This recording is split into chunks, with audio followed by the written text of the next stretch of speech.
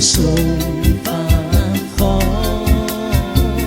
is onze grote hoge priester,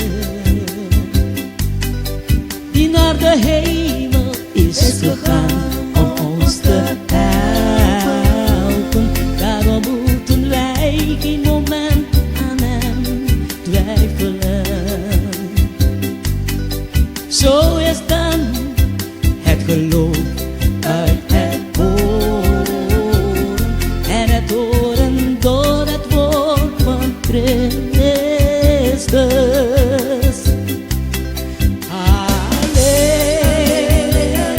Halleluja, halleluja.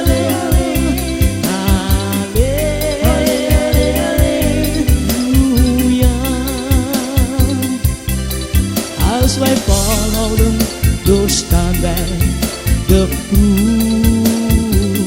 En als wij de proef doorstaan, wordt onze hoop sterker.